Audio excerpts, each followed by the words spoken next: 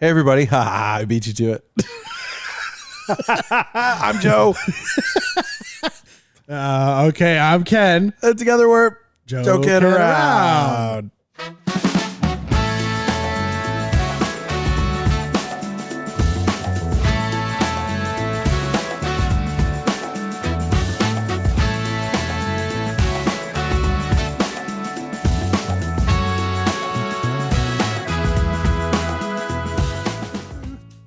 You beat me to it this time, Joe. Well, I want to shake things up a little bit. Shake it up. Shake it. Shake the status quo up. Status quo. That'd be a good one to look up. I have no idea what that means. The status quo. Like, I know what it means, but I don't know where it came from. Yeah, I don't know either. Status quo. And why do we still say it? There's a lot of words like that, I think. Yep. Like yup. Yep. Where did yup come from? That's from the formal yuppers. Up in northern Michigan? No, those are youpers. I just T-balled that one. Yuppers are the trolls. Underneath the bridge. No, Wait, I we're don't know. trolls. Yeah, exactly. We Okay. were both. Yup. Yep. See, now you're going to hear yourself saying it a lot. Yep. Someone brought that to my attention, that's one of those key things that you can know someone's from that region, is that we generally say yup or ope, like ope, like oop, whoops, oop, but it's ope. oop. Oopsies. Oopsie daisy. Oh, sorry about that. Sorry. Hey, so my son, welcome. Oh, okay, never mind. Back to joking around. How's everybody been? Okay. Go ahead, Joe. You're free. Oh, good. I have a question. So you get to talk a lot about this one. Okay. And then I'll just kind of field some questions your way if you're fine with that for now. Oh boy. All right. So we've got platforms out there like Netflix, Hulu. What are some others? Like, excuse me while I go potty. We're still in the studio. We are. We have no. spent weeks in the studio here. We've been living down underground. Yeah, we're in Joe's studio, which is really cool. Yep. Really cool place to be. Just letting you guys know, we still got the leaky faucet thing going on behind me. So someone should get that fixed. It's been weeks. What do you see? Platforms, Ken. Yeah, so I'm seeing like Roku TV, Hulu. You got Disney Plus, Apple TV, all the things, right? Netflix. All the big, Paramount. All Prime. these. Yep. YouTube. Yeah. What about YouTube? So, my eldest son brought to my attention that there is. I don't want to name what it is exactly that you don't want to name him. I don't want You to. still haven't named your oldest son yet, Joe. We're thinking about calling him Netflix, but it's not sure about that being the thing. Calling him Prime. Ooh, Mix actually, I them. kind of like that. Just mix them together. Call him the Prime Hulu. Prime Lou. Prime Lou. Who am I? Prime Plus. Who am I? Anyway. Disney. Oh, this is not going to stop. Let's see. Disney pull. App Z. Para Plus. Okay. So if I do name whatever my son's name happens to be, whatever we were coming up with, no, he brought to my attention a series, if you will, on YouTube. I will. That's kind of done in that. It is a digital animation. Yeah. And it's done really well. Yeah. And it's been getting millions and millions and millions of views. Yeah. And he's telling me this is the future. Is basically what's happening. Yep. Okay. Yup. Yup. Oop. And I wanted to get your take on it. I haven't actually talked to anybody about it much. But what I mean by that is, how many people did it? Like, is it like one dude?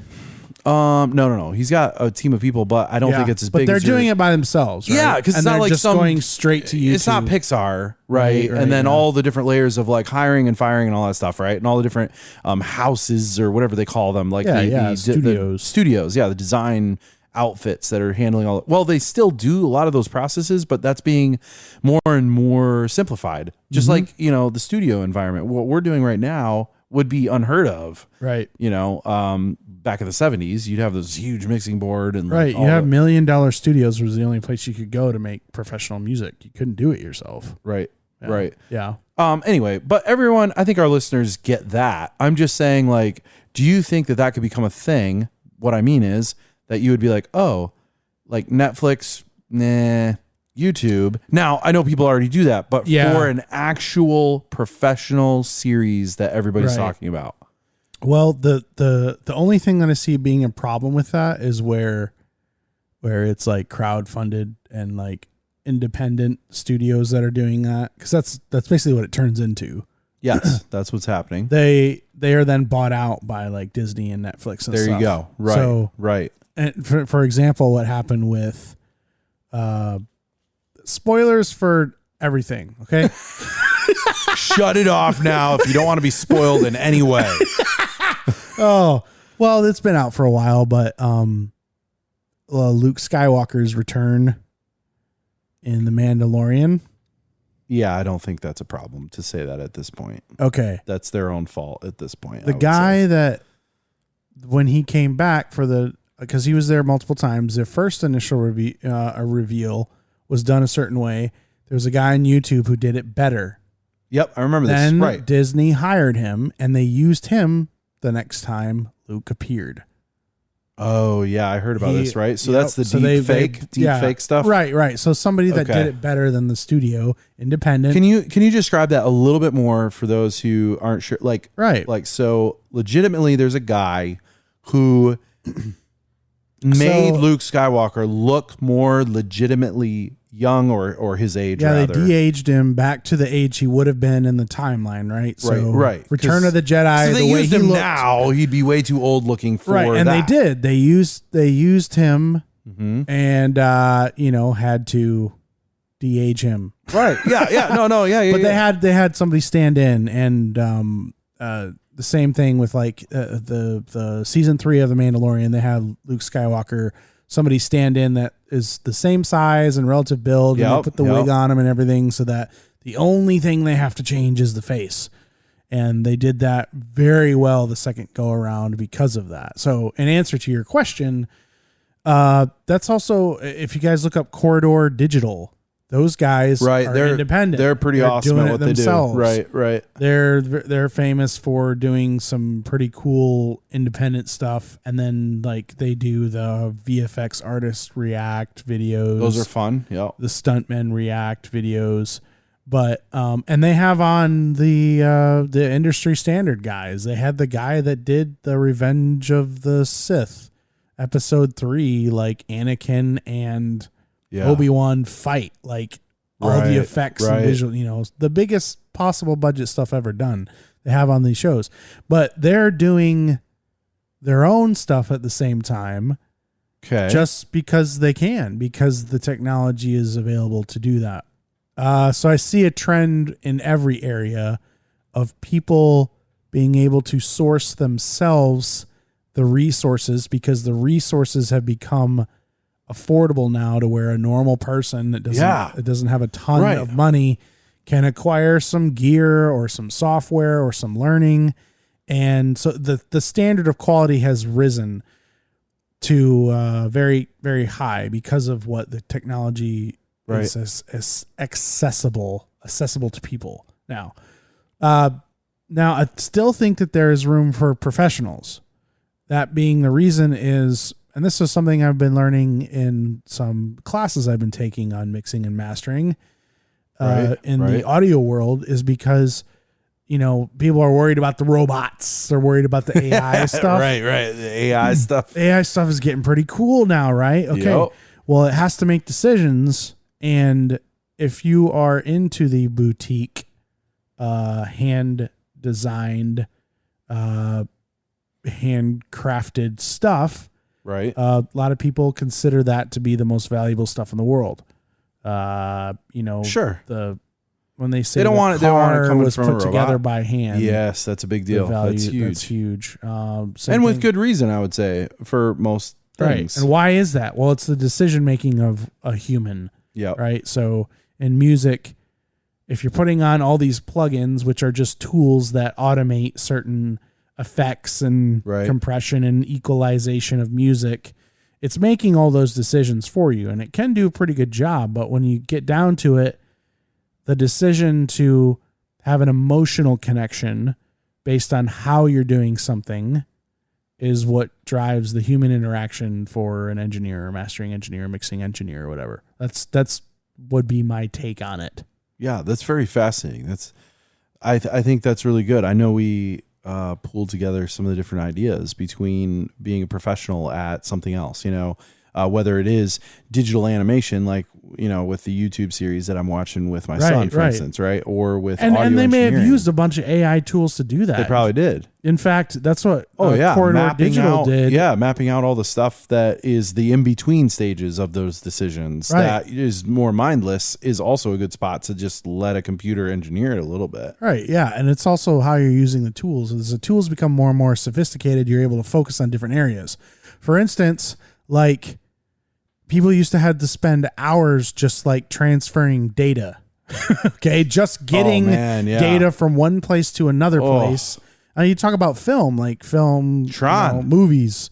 Oh, Tron, yeah. I mean, that was the most epic version of having to wait for something to wow. Right, yeah. They were one of the first, if not the first, to use computer animation, computer graphics, but they were doing it by numbers. They didn't see anything. There was now your watch could like handle all those processes. Right, exactly. Yeah. So so the processes are changing because as the floor. Yeah. I wanted to say noise floor, but that's an audio. Yeah, term. we're getting way too but audio. The floor of like your ability, your starting point is getting higher and higher and higher. Right. So like you can start almost halfway done, kind of a thing. So then you can focus on other areas. But just like kind of like people like to preserve the art of things that are done in outdated ways has value. People that handcraft things. I just keep going back to the handcrafted where it's just you and a simple tool putting in the hours and hours of work. Has an emotional connection, which is lost in the AI stuff because of the blood, sweat, and tears that went into something. Mm-hmm. It means more to us, I think, if somebody dedicated and put pieces of themselves into something. Yep. Not that you don't with AI helping you along the way, but I think that's like a question that kind of comes into play when you think about it, because you're like, okay, how much time do they spend on it? Well, they spent 10 minutes on it. It looks amazing. Okay, cool. How much care was involved? Yeah, because it's not even just the time. Sometimes it's just that the fact that it originated with an idea or a concept that was, constructed by someone that or now know or feel like Right. That's the emotional human connection part. So I guess like I think it's cool when people have the tools to do it themselves now. That's the thing about recording studios. Yeah. Some of the biggest like chart topping songs have been recorded in a bedroom now. So I think Billie Eilish, she did stuff in just like her own bedroom or whatever, and like, went to the top. So you're no longer, that threshold of like, oh, you have to be in this environment with this kind of equipment and this kind of stuff. We're past that now. Yeah. That's why if somebody comes to me and says, hey, I want to record, I'm like, cool. And they say, well, what's your gear? I kind of say, oh, well, why do you ask? And they're like, well, I haven't had this happen yet. But it's happened to people I know where they say, well, I only record with this style microphone and this kind of thing here. Yeah. And then if we're at that point, and it's not like I don't have good equipment, okay? But if they think that the tools are the key to a successful sound, then, you have it all wrong. I really would prefer not to work with that person. Yeah. And you're not talking about like, oh, they are like, using a toy from Walmart as their microphone. We're not talking about that. I'm saying if somebody is so snobby to the point of where you have two equal value quality microphones and they only want one because of the clout behind it. Yeah. Yeah. Clout. So, That's a good word. The clout behind it. Okay. So bringing that back together to the original idea of YouTube series. Do you think do you think that this could happen, that it could take over the space significantly? I'm not saying completely, just significantly, into the viewership of not just I watch, Dude Perfect or Trick Shots or whatever, or funny the cat videos. It's not that anymore, or only. And now it's I see what you're saying. Yeah. And if it did, would there be because what's cool about that is that even the payment that goes to these folks, I'm pretty sure one of the videos was over 80 million views already. Wow. Yeah. So I'm not saying that they're getting paid Pixar level. I'm just saying that that's going directly to these people who are just enjoying themselves doing. I mean, I'm envisioning this. I don't know. Well, yeah. And you then can people make are just money. Right. You can make money creating something yourself. Like you and me right now, we could be if we were awesome at it, animation, we could be well, we're going to put in some time, come up with 10 episodes over the next year, and we're going to put it out there. And we don't have to ask permission from anyone to put it on YouTube. Right. But I don't know if that's really a thing. What do you think, audience? What do you think, Ken? That's been going through my head recently. That's all. Yeah, that's where this comes from. Where how does it work? That was Ken AI for a moment. I got stuck in that thought. Ow. Well, it's a really exciting time because creatives and technical minded people alike can both now kind of partner together to make things like that. Mm-hmm. That's the cool part about the technology. And I keep going back to audio because that's what I'm in, but do it. $1 million studios, the reason why they were so expensive is because you had to have so much gear, right? If you wanted to compress something, you had to have a compressor, actual. So here comes another $1,000. Here comes another $1,000. Right. Yeah. Right. Oh, piano. Oh, well, we do have keyboards, but you don't have keyboards that sound like pianos. You have to get an actual grand piano in your studio. Right. And the There's space 70,000, another whatever. Yeah. And the media that you're recording to costs so much, now there storage, right. Is you're getting gigabytes easy, right? Tiny. Yeah. So an entire studio can just fit inside a laptop now. And then there was now you have to print that in some format. Right. Back in the day, tapes and right. And that was an entirely different studio. So you'd have to now you're going to the next spot and then give it. But yeah, so all those processes and stuff can be now just done all at once, super fast because of digital technology. Yeah. So yeah. So do you think something gets lost? Sorry. Well, people want to get back to that though too. There are some gear snobs, but not even really gear snobs, but there is value to process snobs, right? Yeah. I was recently in a recording process snobs. I mean, I'm just renaming it process snobs. I'm a process snob. They're you have to do it this way. This is the only way to do it. Or I want to try it this way. Maybe it will generate creative ideas. Yeah. I've seen that with, I went to a studio out in the Bahamas that you can look up where, you've got some very high end, you can go all the way up to the top version of digital processing, but they also had there, if you want the mic that, Frank Sinatra used in his album of whatever, and you want to use some tube, level processors and all those things, right? You talk about with brass and how it sounds on tape and right. Those things are available. Sure, you can have samples that sound that way, right. But they want to be engulfed in the process so that they can then reproduce that. They want to sound. capture that magic again. There you go. Yeah. Yeah. Will that be? I find that interesting because sometimes I'll do that to myself as well. Here in the studio with art, I might take a break, do a little sketch because I want to feel that pencil to paper and go through some of the modes of highlighting and shadow and all that. without the really quick process of like, oh yeah, I'll throw it into Photoshop, Right. let it analyze itself. I think it's the same. I think it's the same process of like learning fundamentals of something. Yep. And then going back to them. Sure. How often that comes up in our lives, right? I used to get sick of hearing like learn the fundamentals, right? You're like in basketball camp or whatever. It's like, man. All right, here you go, triple C camp, right? Yeah. You're gonna dribble, get that dribble down. You want to be able to, and then you're gonna go up with the right leg hand, right leg. Yep, right hand, right leg. Top hand, of the square, leg. right? Like top corner. Yep. All those things that we're developing, but then jump stops. Then you see triple Jordan, threat. Oh yeah, all the triple threat stuff. Yeah.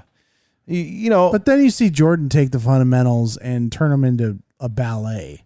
Exactly. Where he's jump stopping, pivoting. Yeah.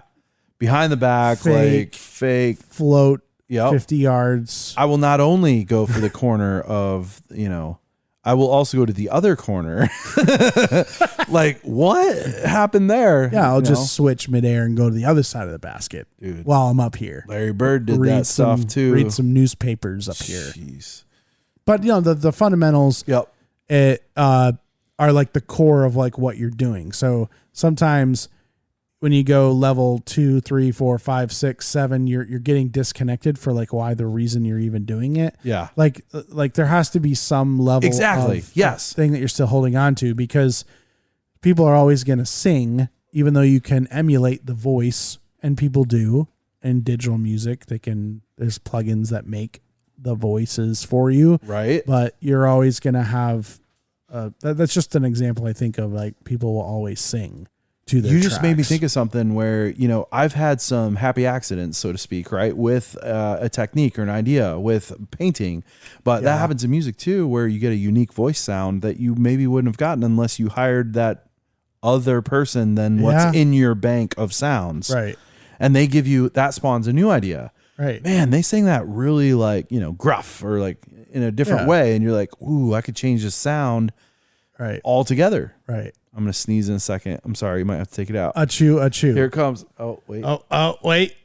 Okay, I'm okay. He's okay. Oh, great. Okay. I did the sneezy thing where you like shove your finger up your nose. Not up your nose. Oh, I've been doing it wrong. Oh man, that's awesome. Well, I've learned some good things. Yeah, Don't shove your finger up your nose, and make sure you know the fundamentals. Yeah, learn the fundamentals. Look out for YouTube to become your next watch form out of YouTube's watching things. Yeah. Exactly. So, Joe, what do you think about all the thousands of comments we got on our last post? I was blown away by them. Thank you so much to all of you thousands and thousands of individuals who have placed your comments within our area that we want you to place them, which is on, Ken, Facebook? Yeah. What's Facebook.com/Joking Around Podcast. Yeah. You can find us on Twitter. You can find us on Instagram as well. And you can find us. That's right. We've been adding. You've already Instagram. found us. Well, you found us somehow, but we want to let you know there's other formats. There's other things you need to go follow us. And for whatever reason, I'm trying to bring in all these questions and comments and talkbacks. So, well, the feedback we've been getting, we've not been asking for, has been positive, and it's been encouraging because I like that. People ask when we haven't recorded, and they're like, "Hey, where now we're gonna get negative. We're gonna get a bunch of negative comments. Now that you said that, it's all negative. Hey, if you made it this far, go to the Facebook page and leave us a review. Let us know your thoughts. Please rate us 5 million stars. Whoa! And it actually does mean a lot, because the higher the ratings, the better we get visibility to other people. Strike your friends down with your anger. All right. Leave a comment.